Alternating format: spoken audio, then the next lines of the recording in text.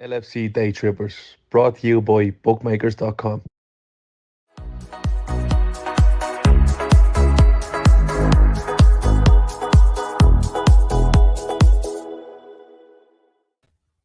Hello, good evening, and welcome to the LFC Daytrippers for another full-time Reds. It finished at the London Stadium. West Ham 1, Liverpool 2. I'm your host, Matt. I'm joined tonight by Kev. Kev, how'd you like that one? I almost liked it as much as I just noticed the banner under your name. How slow am I? I've just noticed the banner under your name. That's okay. That's okay. Chair of the Three at the Back Committee. Well, in fairness to you, credit where it's due. That's right. You called it. Credit where it's due. You called it first. Thank you very much. Thank you very much. That's I might not get a whole lot of things right. I believe we're going to do a year-end recap of when we all did our preseason previews and see how bad we were at predicting how the season was going to go. But pretty happy that I got that one right. Let's get our housekeeping out of the way. The show tonight brought to you like it has been all season by bookmakers.com. Head on over to their website. If you're into a little bit of the gambling on the sports, get yourself the best odds. If you're going to put your money up, you may as well get the best odds for it. So they've got links to all the other gambling sites so you can get the absolute best odds for your money. They've also got a whole raft of comparisons and statistics and things like that that you can use for getting. I think I've got, 20 points in my fantasy this week. Just an absolute car crash for my fantasy this week. I really needed Mo to do something and he did not, but I've almost given up the ghost on mine now. I think I looked at it about 2 weeks ago and there was too many changes to be made and it just, you got to make those changes. You got to be willing to take those negative points. That's I lasted until April, which is going really, really well for me. Yeah. In fairness, normally mid-November I've given up the ghost. Yeah. But I thought, I was nowhere in any of the leagues. Yeah. But I got as far as the beginning of April. I'm happy with that. Yeah, well, I'm surprised I've only missed setting my lineup once, and Dan Bailey's just absolutely running away with the Day Trippers League. So looks like he won't be able to be caught. So congrats to him. Well, let's get into the good parts here. I mean, lineups hit one change. Matip comes in for Ibu. Seems like he's picked up a minor knock. There was word that, Klopp said before the game that if it was an absolute necessity, he could have played on, but just managing him, which is good because, he's going to be here for a few years. Were you a little worried coming into the game, Kev, with Joel Matip? A little bit nervous to say the absolute least, because I think everyone was. Look, let's be honest. This was the acid test for this this new way the Klopp has Trent playing. It's okay doing it when Ibu Konate is behind you. What happens when Joel Matip's behind you and Trent decides to go like under instruction and he just goes straight into midfield when we got the ball? How does Joel cope with it? And I was looking, I was thinking, okay, they've got Bren Rama, you've got what's his name? Miguel Antonio, you've got Bowen, you got Paqueta who can pick a pass. Damn, this is seriously an acid test for this lineup. And I thought, my God, I was bricking it. No word of a lie. I was absolutely bricking it because, and like Charlie said there, surprised it wasn't Gomez that came in under the new system. So was I. Yeah. So was I, given the need for pace. But fear not, big high chief Joel Matip decides to roll back the years, and nobody can read a game like him. And he really does read the game really well. And the plus side to Joel Matip's game that we all tend to ignore, he's very good at carrying the ball out from the back. He goes on the odd mazy run. He's comfortable on the ball. And his passing is okay. He's not going to rake 50-yard diags like Virgil is, but he's generally very safe in his passing.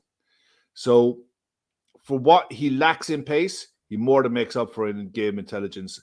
And that was the first start he had since April the 6th, I think. It was the last time it was his last start.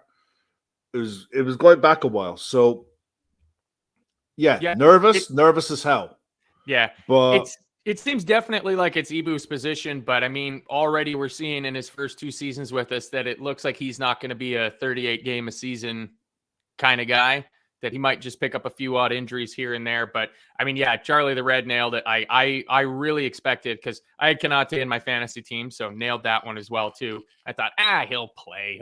I'm not taking him out. And I figured, if you're going to try, like the two options for me were you put Gomez in and you continue with this inverted system, or if you're going to put Matip in, then just go more conventional, have Trent play the role that we've known him to play for the last couple years. And so that was the big question I had coming into the game, was like, are we going to keep going with this system where Trent and within seconds of like, yep, like 100%, like it was straight from the kickoff. It was straight from the kickoff. The ball, as we usually do, we got the ball, launched it up towards Gakpo, and in slots Trent straight. It was almost like, I'm there from the kickoff. I am doing this, and we are doing this. And I mean, you look at Joel Matip's position, coming into the lineup. The rest of the lineup stayed the same. It's almost like he's turning around to everyone and says, "Okay, you've got the shirt. It's yours to lose, and as long as we keep winning." And you keep doing what I ask you to do, whether that's right or wrong within a game, if they're doing what he's asking them to do, what more can you do? Exactly. And I mean, Madge Apple brings up, Curtis Jones. He seems to be growing into the role. I'm not going to lie. I'm pretty sure it was the Leeds game. After about the first 20 minutes or so, I was starting to come into the camp of like, I don't think Jones is going to cut it at Liverpool. And I'm glad that I didn't make sweeping proclamations before the end of the game, because he really grew into that game a lot. And he seems to really be understanding this position, making those little triangles with Van Dijk and Robertson on the left side of the pitch. Even to the point where when Thiago came on later in the game, I thought maybe we'd see Jones shifted out to the right and Thiago would take up his regular left-sided midfield position. But no, he kept the spot there. So, that's what, four starts in a row? 4 starts on the bounce for Curtis. Yeah. And the one thing that I think his first start, and it was his first game for a long time, you could see it a mile off that he wasn't match sharp. He was dithering on the ball. His decision-making wasn't where it needed to be. And you saw tonight his ability to carry the ball, take players on, commit players to come to him, and bring others into play. That was pretty good. His tackling, his reading of the play was okay. I think I'd like to see him take on more shots from outside the box, because he's got that in his locker. Yeah. And going forward, it's a nice squad option to have in the squad that you can trust him to come in, play 3-4 games in that position, knowing that he's comfortable in doing it. So that's good for him going forward. It's almost one thing that you don't have to worry about. Yeah, completely. And then, the two old stagers in the midfield beside him kept their spots again. I didn't think that Henderson would have it in him to go, because it's 3 in a week now for Henderson and for Fabinho. It's same midfield going again and again. Bonkers LFC points out that Fab didn't pick up his 10th yellow card of the season. Not from the one to trying towards the end of the game, to be fair. It really seemed like it. Kudos to Chris Kavanagh. We rightly smashed the refs pretty badly, but I thought he did a pretty good job of reffing this game. For a while there, it looked like he just didn't know where his whistle was, that he was just letting everything go. But in fairness, there was nothing malicious or nasty in any of the tackles that were going in. There were fair tackles. There were honest challenges for the ball. There was one at the end, right at the very end, on when Bowen went in on Matip. But again, he was going for the ball. He just slightly mistimed it. So, I don't think there wasn't a yellow card in the game, was there? There wasn't. No, there wasn't. I don't remember a booking for anyone. Yeah. Someone could check that. I don't know. We'll get Storm. We will definitely come around to that later on. I promise. We will definitely come around to that that's later on. Certainly a talking point. We'll come back around to. But listen, the game started, and we were dominating the ball. We were doing what we've done in our last few games. The way this system works, you get overloads in the middle of the park, and when we lose the ball in the middle of the park, we're in a great position to win it back. The counter pressing. It really lends itself to that. So we were dominating the ball, and then we almost got, I wouldn't say caught with a sucker punch. We didn't. West Ham's first goal was really, really, really good. Yeah. The interplay between Paqueta, because Paqueta is a proper player. They paid 50 million for him, and he looks like they didn't overpay. You know, he looks like he's that caliber of player. And the interplay between Paqueta and Antonio for that was really good. I felt Alisson would be really disappointed that he was scored on from that far out. Deflection aside, I don't think it deflected that much. He looked like his reactions just weren't quite there. I think he got wrong-footed. I think he thought Yeah. Paqueta was going to go for the far corner, and then he Yeah. pulls it and goes near corner, and it takes that tiny little deflection off of Van Dijk. But when you see one of those views from either behind the ball or behind the net, and you see how far inside the post it was, I mean, Yeah. I think everybody that's watched Alisson play since he's been at Liverpool has been like, how did he not get to that? But yeah, I mean, it was extremely tidy from them. Like, they came down the right side, quick interchanges of passes, and, you know, our guys were just... This is like about the only downside of the game that I could come up with was the passage around their goal. Like, the defenders looked slow. They looked, you know, like Matip just kind of got walked around. Fabinho just lets, like, Paqueta plays the ball up to Antonio, and then it's a textbook give and go. And Yeah. Fabinho just lets him walk right behind him to have the open shot. I think the downside of the system is you look at the position that Jordan Henderson is going to be asked to take up. When you get the ball and you're committing forward, your 2-8s go. Whereas if you're playing a traditional 4-3-3, they'll wait and they'll be the link player to get the ball forward. In this, they go. And if you lose the ball or you lose the ball in transition in the middle of the pitch, they're out. They're out of the game straight away. And a 32-year-old Jordan Henderson doesn't have the legs to get back that far, that fast. He just doesn't. No. And with the best will in the world, his mind can tell him that the 26-year-old version of you will get there. Trust yourself. Nah. The 32-year-old version's body is saying, will you ever just slow down? Yeah. You know, it's just not, and I can't lash the guy out of it because Klopp is telling him to be in this position. He's doing as he's told. And that downside of this is this system is when you lose the ball in the middle of the park, you're wide open. Yep. You're a lot more wide open than you ever were before. Yep. And I'll give massive credit to West Ham because that was really a really well worked goal. And they had chances, they had chances in the game like that, but that was the one that they really punished us on. Well, I mean, it was 4 minutes into the game, and Van Dijk just totally loose with the ball in our own box, and Bowen has it, and he tries to pick out Antonio at the back post, and thankfully sails it. Yeah, should have picked him out. It was a bad cross. Yeah. Well, they had some issues with their final ball deliveries in this game. And, you know, we were saying before we came on, you said that, you know, better teams would punish us in that game. And you're 100% right, because there was a few times that they had some chances to get in. I mean, 15 minutes, do you think Robbo was trying to lob the goalie, or do you think it was just a shanked cross? It was a shank cross. I'm surprised he didn't try to cover his arse by putting his hand up and apologizing for shanking it. But it was almost.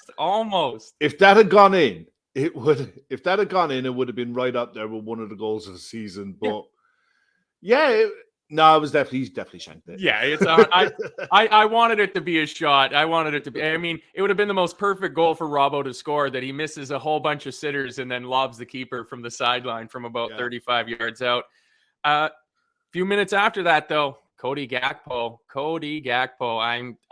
I'm going to talk about Cody Gakpo a fair bit because I am absolutely falling in love with Cody Gakpo playing in the middle of the park for Liverpool. I mean, we turned the ball over. Trent's right in the middle of the park, basically like a number 10 position, and just feeds it straight ahead to Gakpo. Their defense just decides to back off of him for some reason and lashes the ball in. Great shot. Great goal. Yeah, and he's got that in his locker. He scored quite a few goals like that in Holland from outside the box, mainly off the left, and he scored them for Holland as well. He's really gets a lot of power into his shot, but what beats Fabianski from there is the bounce in front of him. Yeah. Like I said, I think I put it in the message in the WhatsApp group. Both keepers will be disappointed with those two goals from conceding from that far out, but I think Fabianski could not do much more. He got across, but it was just such a good strike that the ball bounced in front of him. There wasn't an awful lot he could do from there. But like I said, the benefits of having Trent in that position, they showed it at half time where he already scanned before he received the ball. He already had the eye that Gakpo was on the turn, that he was right there to see the pass. And he's looking a bargain, isn't he? He's looking a proper bargain. He's just Cody Gakpo just goes to show that the business the club does when they decide to punt on a player and get him at the right price. That you take that weight off their shoulder of a price tag, and he looks like he's going to be a real weapon in that role going forward. Yeah, because he loves taking the ball on the half turn. He's really strong running with the ball. He's a threat in the air. He's going to get physically stronger, and his game intelligence is just going to get better and better and better. And he's an all-around good egg to go with it. So like he's just the right amount of humility and skill and balls to succeed at Liverpool. Yeah, and Kevin Ball I'm just nailed really it. looking forward to seeing him. Absolutely nailed it, Kevin Ball. It really takes the sting out of Bobby Firmino leaving and that question mark of how do we replace Bobby Firmino in the team, because he is doing what we come to expect a Liverpool number 9 to do after years of watching Firmino dropping deep and linking up. But he's bigger, he's stronger, he's faster. He seems to have a better eye for goal.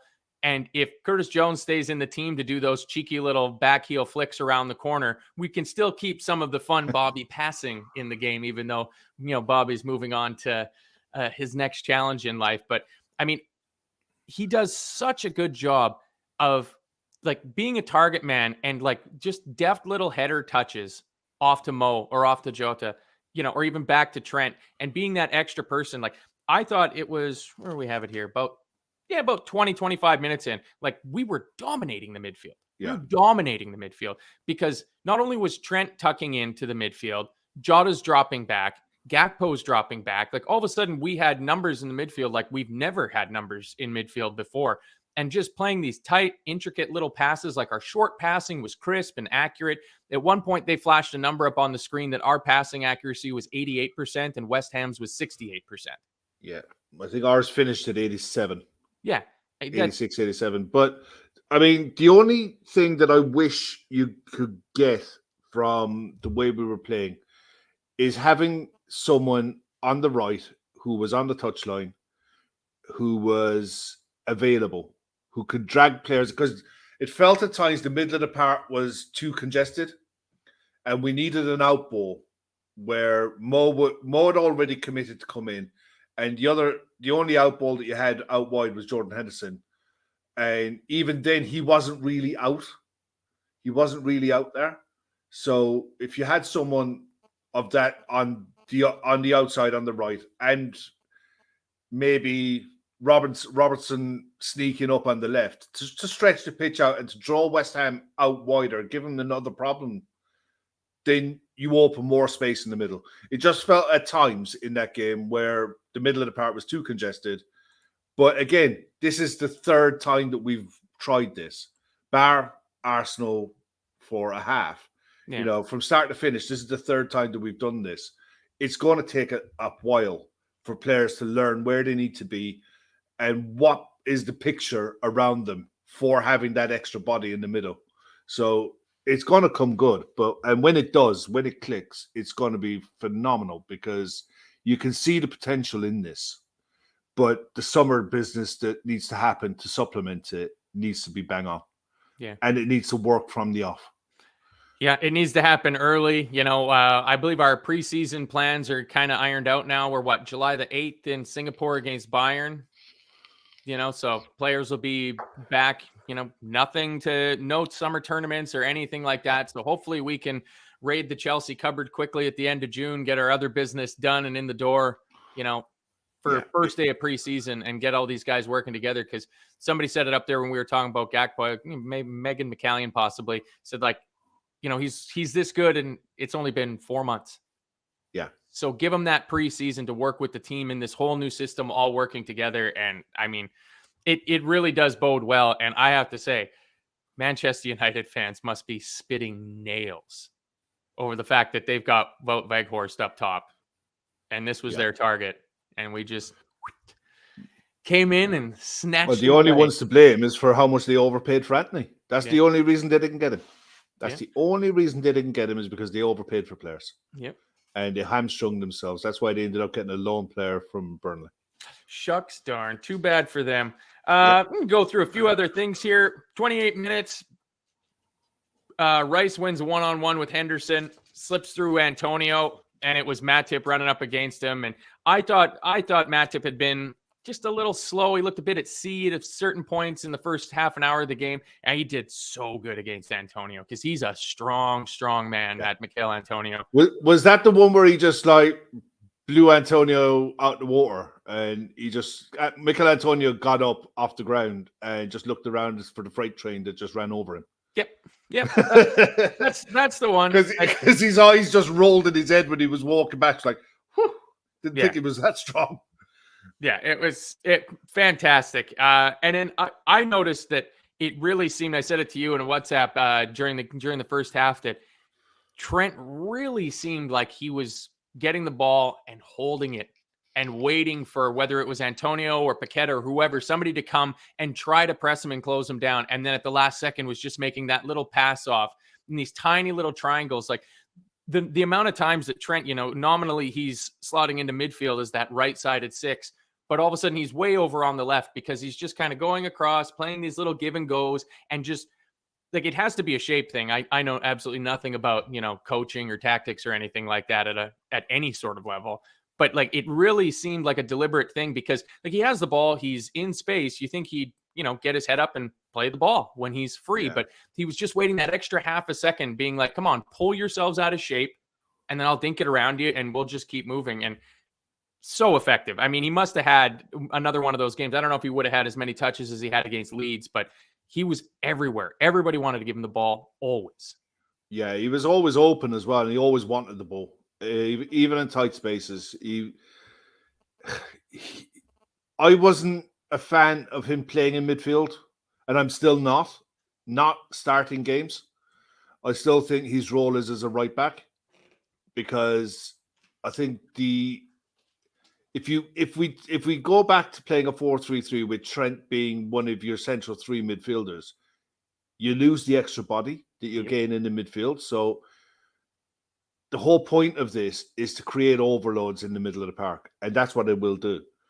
But it's gonna take time, and we got to be patient with it. It won't work all the time. We are going to get sucker punched, and we are going to get caught out, and that's just going to be part of the learning process. And you'd rather do it now, when, let's be honest, there's not much on the line apart from your European spots. We're not getting top 4. That race is run, I think. We've got to be honest enough to say that. But you can achieve something between now and the end of the season so that you bounce into next season with confidence. That you've a platform to move from. And if you can go into next season on the back of 7, 8, 9 wins on the bounce, that you finish the season strong and you're starting again from a good place with fresh players, that has to be the aim. But I mean, we get to halftime, it's 1-1. Were you nervous at all, or were you like expectant, or how are you feeling about it? I mean, I was nervous because in the last 5 minutes before halftime, they had 2 pretty good chances to get in. One where Trent absolutely busted his ass and got back. That was brilliant, by the way. I thought he was so good today. Like, I know he was in and around the area where their goal comes from, but like you said, that was good football, and you can't never get scored against. Like, teams score. Nobody puts up 38 clean sheets over the course of a league season. But it was that attitude stuff that we were all kind of bemoaning, where it just looked like he wasn't asked with running back and putting in that hard shift. And he busted his ass to get back to cover that. And then it was like 12 seconds later. I don't know how Virgil doesn't put that into his own net. Yeah, that was really good. It's what a deft touch by him. And I mean, that was one of the few balls they had to try to pick out the last man for a tap in. And Virgil's just there ahead of Antonio and just the right side of the post to put it out for a corner kick. He had a bit of a mixed game for me, Virgil. There were parts of his game that were really good. Parts of his distribution was really good. Same for Alisson. Yep. Alisson, for the goal, I think should have done better. I think some of his distribution was weird.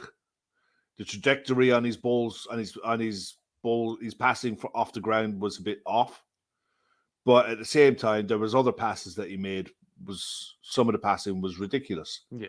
You know, it's just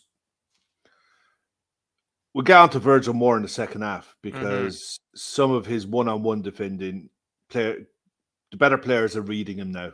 But he's selling himself. You know, he's selling himself a bit too much. Yeah, well, I mean, that was about 10 minutes into the second half. Yeah. I mean, Jared Bowen gets a ball in, seems to break the line. Like, it looked like he timed it perfectly in real time watching it. And maybe it's just me being nostalgic for seasons past, but he gets one-on-one with Van Dijk, and it was like, no problems. And then the ball's in the back of the net. Like, But that was off of our counter as well. Yeah. And what we did do is the back four got back into shape. You know, they were in a line of four. You know, the midfield was in its shape. It was where it should be. It was just a really good ball into Bowen, and he was a foot offside. Yeah. You know, it was a really good finish, but Virgil sold himself on his one-on-one defending. He done this, tried to shadow a player, tried to force him to make a decision. Well, Bowen checked back onto his left foot with his strong foot and slotted it. Yeah. You know, like he should do. And Virgil does this thing where he's crouched over and he throws out a lazy leg back. He's got to get better at this. Yeah. Because the likes of Saka, Bowen, those good players who play on the right are waiting for him to make his move and then just checking back and going around him. It's not the first time this has happened. This is becoming a bit of a trend now. No. And I mean, especially going from like that first season and a half or so where he didn't get beat one-on-one by anybody. No. And, you know, and that's what I'm always like in the back of my mind. And I guess I have to relearn my behaviors about how to feel about when Virgil's lined up one-on-one with the player. And like, you know, like shades of like Lautaro Martinez getting one-on-one with Virgil van Dijk and running for the corner flag is years ago now. Like both, you know, figuratively and literally years ago. I mean, tidy play by Gakpo. But I mean, you said it there. We were attacking, then they get the ball, and we got back set into shape. And didn't we get into shape? Because they were offside. Yeah. You know, and it's just, we haven't had a lot of it this year. I mean, not like last year. I mean, I can't even remember how many goals last year where, you know, or chances last season where it seemed like, you know, it's so easy to play through Liverpool. And it's like, oh no, they're offside. Like they're offside. So they didn't get through. It's not a chance. It's not a shot on target. It's not a goal. They were offside. Yeah. And this was another one of those. But for me, it was a warning shot. It was, you've had your warning. And to give West Ham credit, they were going into this tonight, 1 loss in 9 at home in their last 9. For a side who are struggling at the bottom end of the table, 1 loss in their last 9 at home. It's like, they're not a side you want to go behind to and take too many liberties. You know, if they'd have got 2-1 up then, it would have been a tough road to get back into it. I think we would have, but at the same time, you don't want to be giving yourself that kind of a headache. So the warning across the bow was, you know, sharp enough. And I think that offside goal forced Klopp's hand a bit into some of the changes that he made. And he made them earlier tonight. Yeah, he rang him pretty much right afterwards. You know, like by the time the game settled down and the VAR review was done, pretty much the next time the ball went out of play, Thiago Diaz came on for Henderson and Jota. What'd you make of the no problem. No problem. I think Henderson, at best, you were only going to get an hour out of him. Yeah. When Thiago come on for Fabinho in the last game, I think it was Forest game. Yeah. Didn't like it. I don't like him in that role. Not in this new role where you need your 6 next to Trent to be a very dominant type midfielder, someone who's, you know, more aggressive in their defending. And I just thought he was under hitting passes. He just looked off it. He wasn't match sharp. And I was nervous. So him coming on in the more advanced role, even though he came on the right for Henderson, yeah, fair enough. You know, no problems with that. Jota coming off for Luis Diaz. Brilliant to see Luis Diaz get a half hour. Yep. Still a country mile off match sharpness. It's telling. There's a big difference between training and practicing and rehab and what have you, and getting back to full what we know he's capable of. We saw flashes. Oh yeah, he had a couple of lovely touches, taking two guys on the touchline, sort of thing. That's the Luis Diaz we need. But yeah, I mean, I think both of those players are being, slowly reintegrated back into the team. I mean, long layoff for Thiago and a much longer one for Luis Diaz. So, but I mean, what options to have? Like, great options to have. Yeah, it makes a massive difference when you look at the bench tonight and you still look at the fact that Carvalho and Elliott were there, as well as Tsimikas and Joe Gomez. So the senior players, the players that came on, you're talking some proper players there. Even James Milner coming on for 10 minutes to see a game out. It's exactly what you want. And that's what you hope that Jordan Henderson evolves into, that player who comes on for 15, 20 minutes at the end of games. No problem with that whatsoever. Smashes somebody within about 30 seconds. Yeah. The odd start here and there. But it's like, I don't know, man. It was nice to see the options that were available, but I don't think they were effective, if you know what I mean. I don't think the changes were effective. It was the players who were on the pitch from the get-go who made the run in the game today. Yeah, Megan making the point there. I think Thiago should start on Sunday, give Hendo a rest, and bring him back on around 60-minute mark.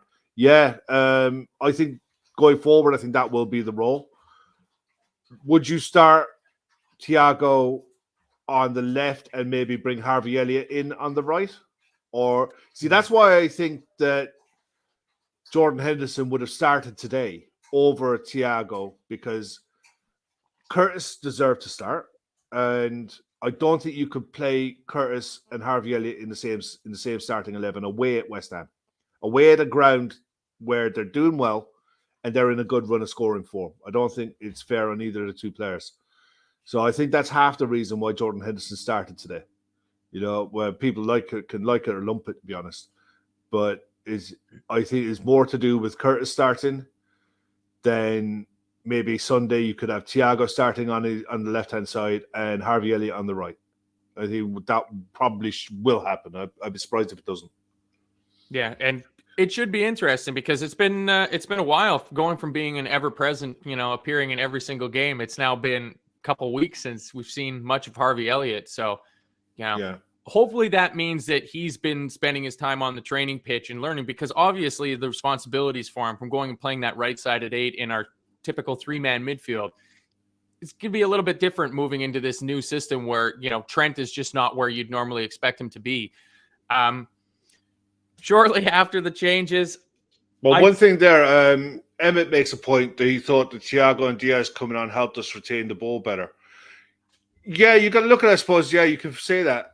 The thing is, West Ham had a really good start to the second half, a good 15 minutes. Yep. When they come on, we kept the ball better, but it wasn't really effective possession. It was possession in without really threatening that much. They didn't cause too many problems for them. That's all I'm saying. They were the right changes to make, but I think a sharp Luis Diaz coming off the bench and a sharp Thiago offer you serious threats. And that'll come. That'll come, no doubt in my mind. Yeah, and I mean, it gives Klopp the old selection headache for the rest of the games for the rest of the season. Some people there saying, Laszlo saying Darwin's due a start. Klopp said it would happen over the next 2 games. So, players are going to get their chances, and especially with Firmino picking up that unfortunate injury, it just makes it that, 5 into 3, that there's that many more minutes to play, because I would presume we all know how much Klopp is loyal and nostalgic to his players. You get the feeling that Bobby Firmino would be coming on in some of these games. Just to give him a little bit of a sending off farewell tour as he puts in his last few appearances for Liverpool. Hopefully he can get back to being on the bench for the final home game of the season at the absolute least. On Laszlo's point with Darwin, I hope Darwin's agent isn't in his ear about Klopp's comments towards what he's been saying about why he isn't starting. I think it's common sense why he's not starting. He doesn't press in the same way as Gakpo or Diogo Jota does. That will come in time for him. He's only been in the club 5 minutes. He's a long-term project. He's a long-term serious player for us. So you hope that his agent is telling him, look, learn, get the language down pat, learn the position, learn what we need him to do. Because we know he's a threat going in behind. We know he's a threat when he gets one-on-one with players. And he created chances for himself today just by being a nuisance. But once he nails down what Klopp is asking him to do in this role, he's going to be an absolute machine. You can just see the chances that we're opening up in the final third just by counter-pressing. He's going to score goals. Yeah. But he's got to get the rest of his game in order as well. Yeah, and I mean, I think it's for his long-term career at Liverpool, I think this is good for him, especially like the fact that Gakpo had to come in and he had to start right away because the Jota and Diaz injuries, somebody pointed that out earlier. Like, he just had to. We had no other fit forward. So we got this new signing in, and then he's hit the ground running, and he seems to have picked the system up better, whether that's a language thing. I mean, especially having Pep Lijnders there, but also I'm sure being Dutch, he probably speaks almost as good of English as anybody. Yeah. You know, he's really understood his role in the system. Like, I saw a few times in Darwin's little cameo tonight where like Mo seemed to be like telling him like, no, you need to be there. And like, so he still obviously doesn't have a grasp of that yet, but that's okay because he's not like being, I don't want to say consigned to the bench, but not needing Darwin to start is just taking some pressure off of him. And like you said, it just gives him just ease through this year. Like he's still going to end up probably with more goal contributions than Anthony this year. So, I mean, measure yourself against him instead of against Haaland because that guy just broke Salah's goal scoring record tonight. So, I mean, that's he's an absolute freak of nature. But let's get into the good bits shortly after the changes. We get a series of corners. Man, I thought that we had really blown it when Matip, great save by Fabianski. I don't know if he knew anything about it, but the ball just kind of pinballs around in the box, and Matip managed to get one of his big giraffe legs on it, and Fabianski makes a save, and it was just like, boy, like don't. It's going to be one of them, isn't it? It's exactly. Yeah, that was my fear. On the international comms that I get out here, it was like, on that last corner, they had Said Benrahma, man marking against Joel Matip, and he's lining up against Benrahma again, and I'm thinking like, it's a bit of a mismatch there. And then boom, baby. He just took that net right off of its pegs. What a header. What a header. It was a great header, but it was a brilliant delivery. And he literally it was almost like, here, little man, step out the way. The adults are playing a game here. And he just got over the ball and bang, power header straight in. Nobody was doing anything about it. It was poor man marking from them. And it was absolutely deserved because he was outstanding tonight. Yeah. Yeah, he really, really was. For someone who hadn't played a game in anger in nearly a month, he comes in at almost a 10-15 minute acclimatization period. Yeah. And he was just bang at it like he'd never been away. And it's amazing to me, actually, someone his height. And for someone who's as good, and he won his fair share in the air tonight because all of Fabianski's goal kicks were coming down that side. He won an awful lot in the air tonight. It always amazes me how he doesn't score more goals from corners for us because he just gets in those positions. And he's normally really good at reading the flight of the ball. So the fact that he was able to bundle Benrahma out of the way and get a header on target is exactly what we needed. Another set-piece goal as well. Mm-hmm. Fantastic. Top of the league in that category.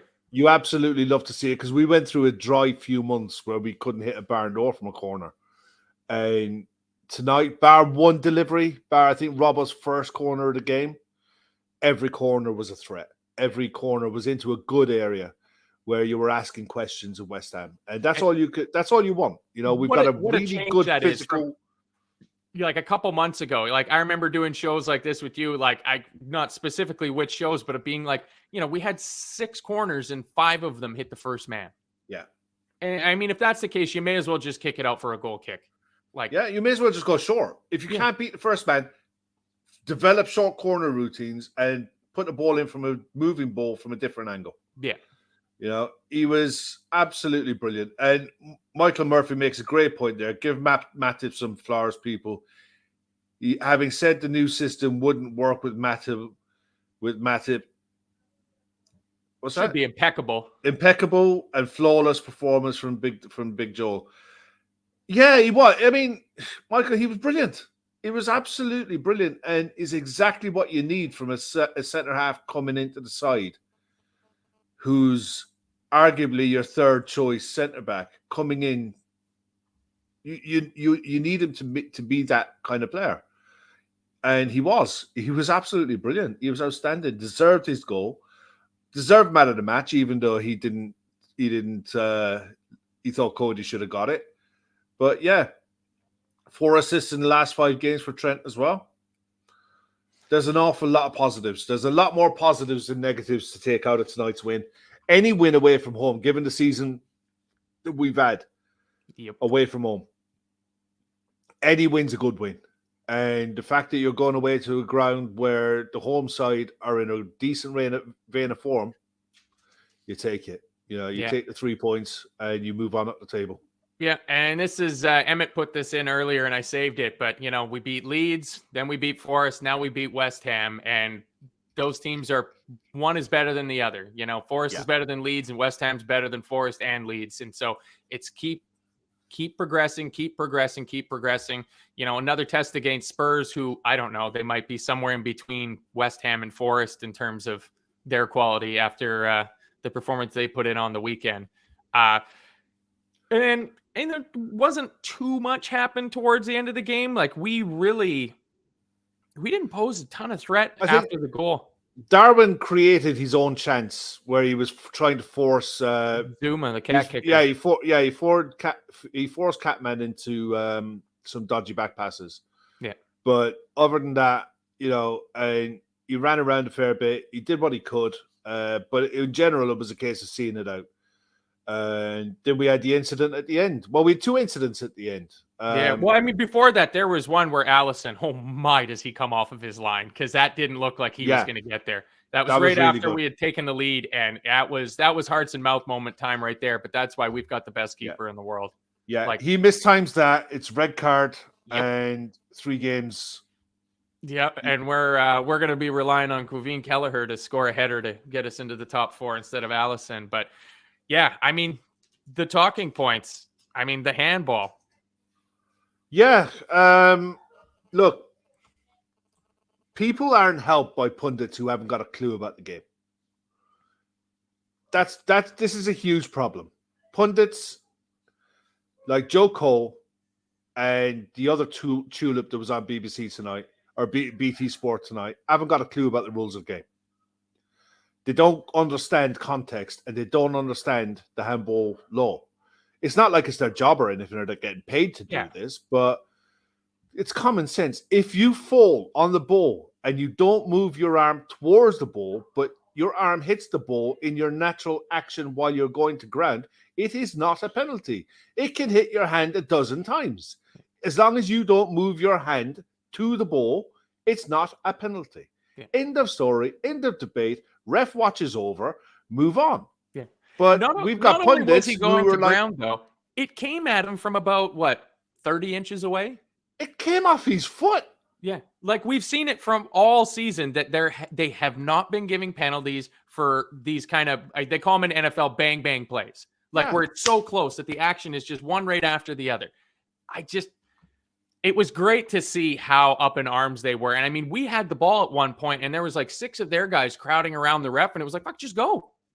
They're not paying any attention. Like, let's just go and score. Yeah. I understand West Ham fans' frustration, but the fans are really done a disservice by broadcasters who don't get it right. Common sense tells you what the law is. It's not a penalty.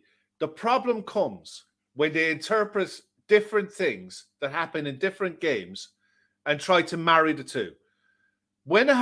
If the ball accidentally hits your hand and it drops to your feet and you score from that, that's handball. That's handball. Yeah. It's accidental. You had absolutely no idea that it happened.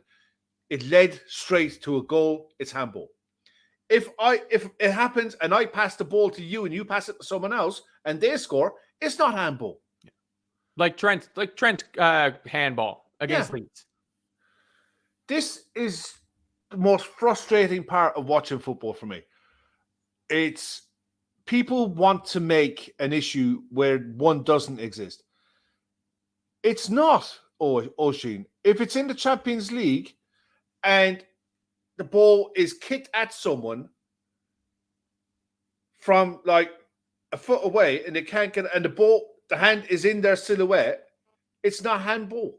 I don't know. I agree with them. I think in the Champions League they give that. If your hand is away from your body, it's given as a penalty.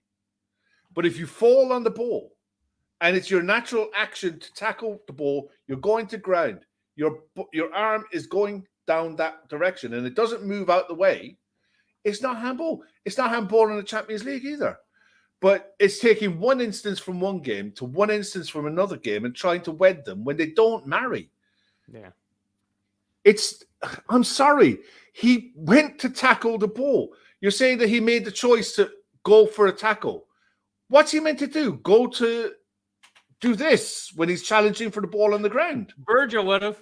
No, it's nonsense. It's nonsense. It engage what you see into common sense. I understand West Ham's frustration. It's injury time. It's the last kick of the game. It's like it hits his hand. Not all instances are handball. Yeah. Just like not all contact is a foul. Yeah. Not all free kicks are yellow cards. Yeah. It's the same with this. It's just not handball. Never in a month of Sundays.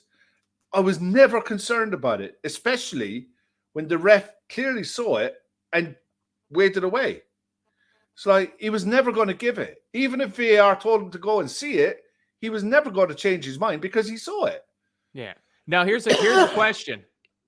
If he'd have given it, do you think it would have stood, or would they have overturned it on VAR? No, because if he'd have given it, it's subjective. This is the thing. This is why there's a debate about it. Because it's subjective. Handball is probably the only rule, one of the only rules in football where it's an opinion. And this is where us who pay to watch football on TV aren't helped by not hearing the same conversation that the referee is having with the VAR official. The commentators hear it, the TV production staff hear it, but we're not deemed capable of understanding what they're hearing. Yeah. Or we're a bit too sensitive for those kind of conversations. There was a video going around on Twitter last week. I don't know if anyone saw it. It was a French league game where the referee was mic'd up, and the way he managed the incidences in the game is, I guarantee it's exactly the same way as how referees would handle incidences in the Premier League.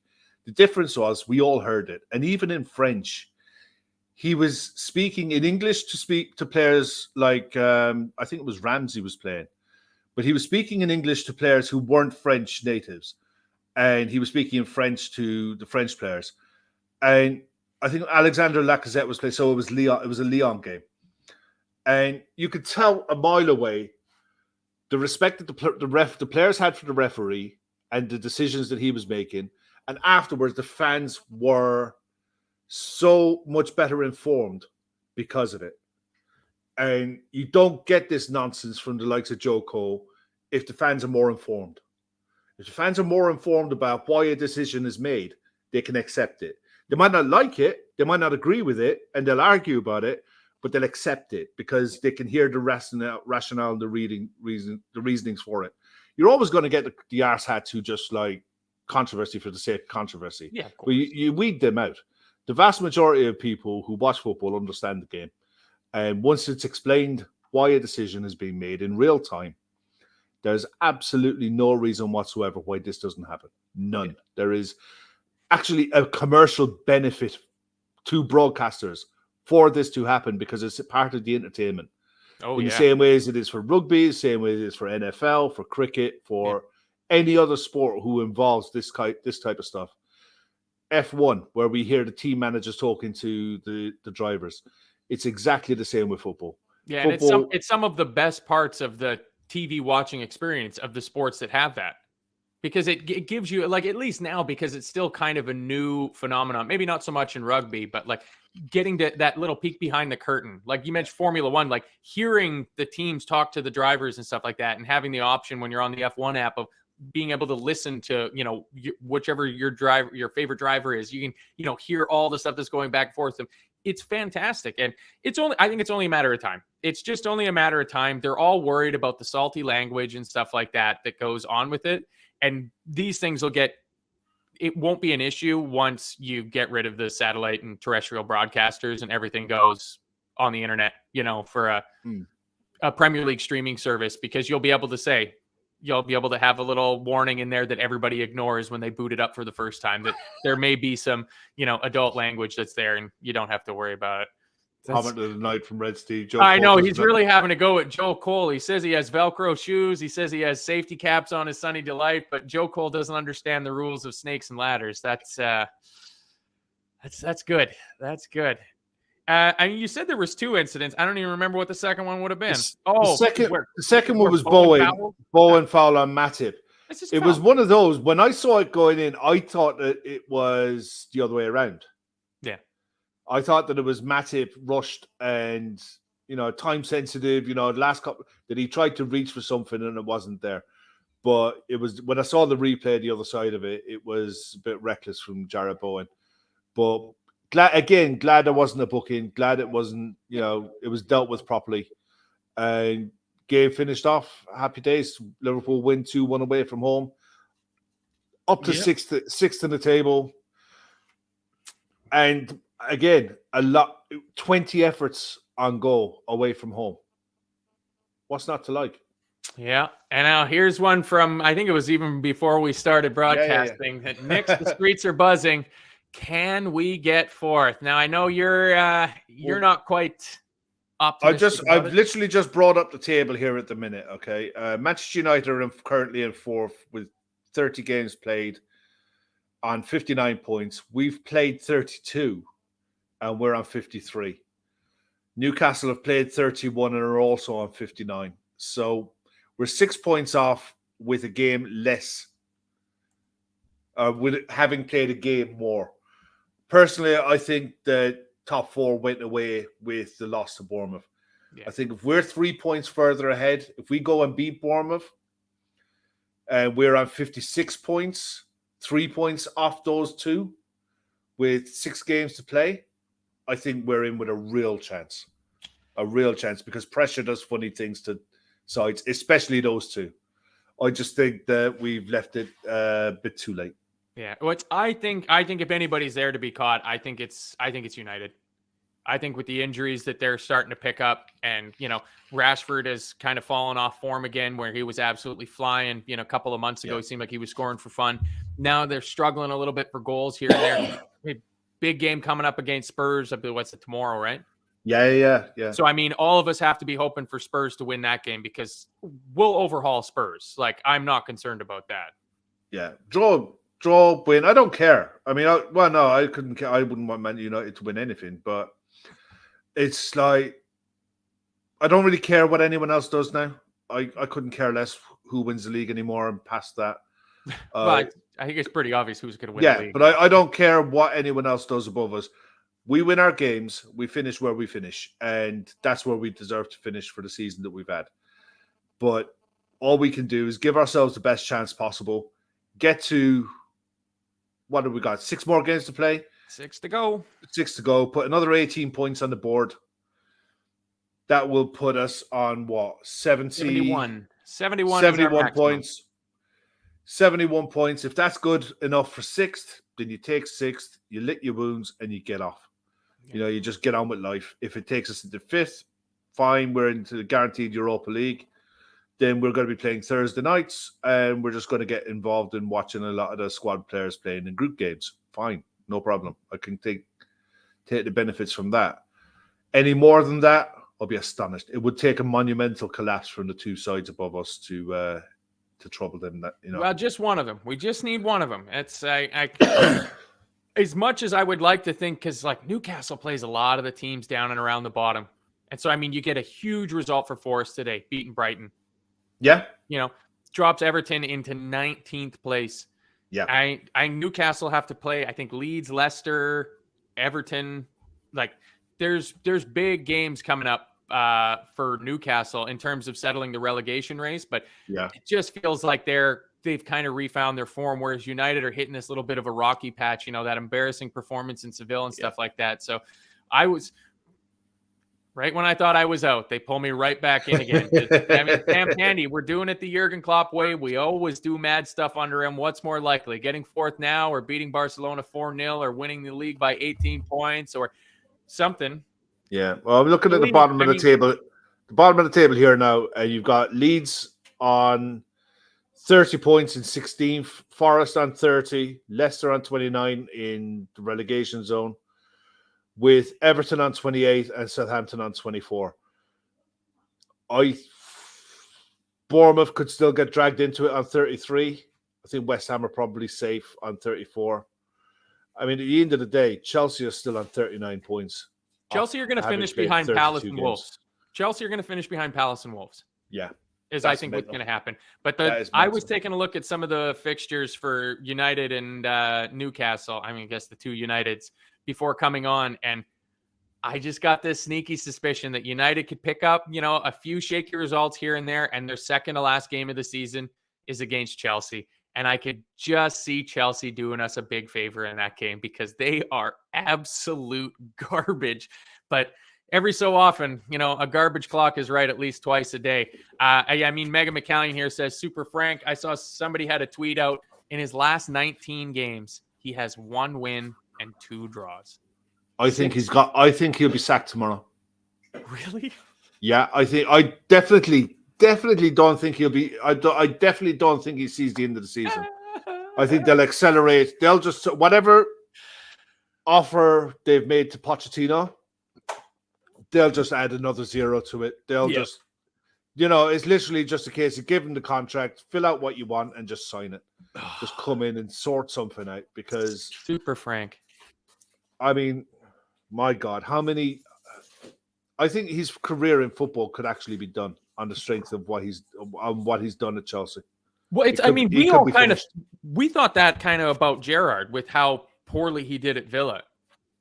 But, he at least went away and didn't come back and do even worse. So, I mean, it's 5 losses in a row for Chelsea. I think 4 losses in a row was the worst start to a Chelsea manager's reign ever.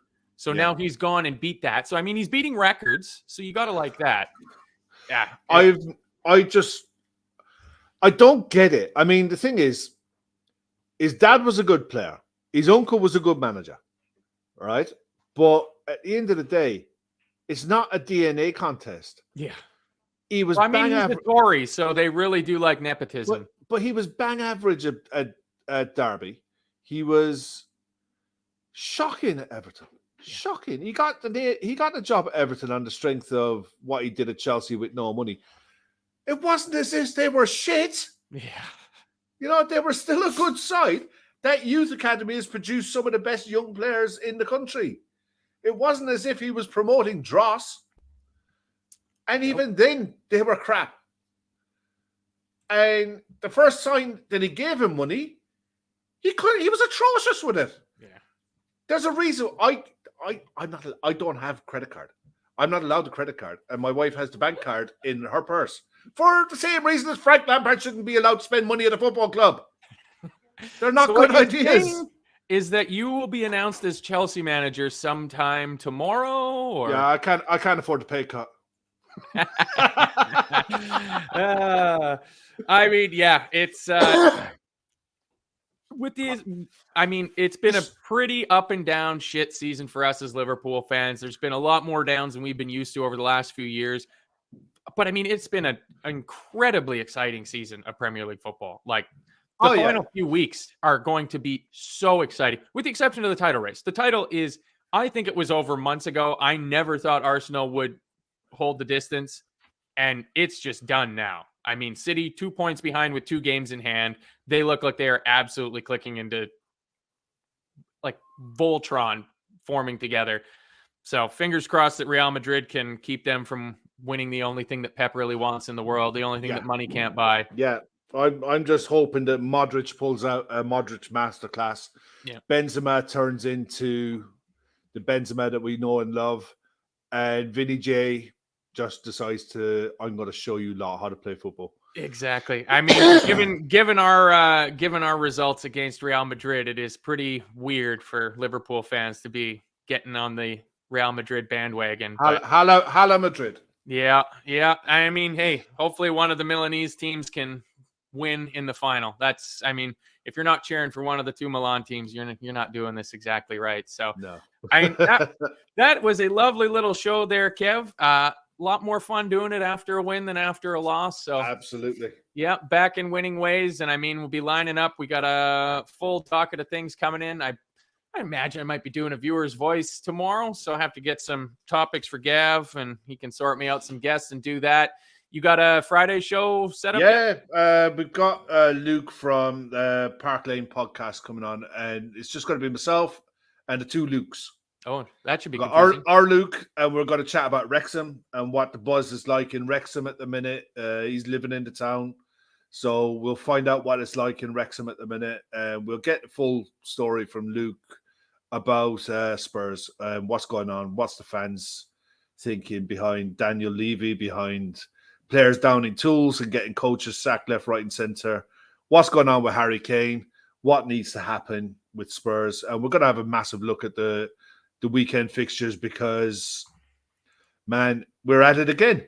I keep saying it. Every single week, there is virtually something on almost every game. Yep. He will not call them both, Dan. I will call one of them Fred just for fun.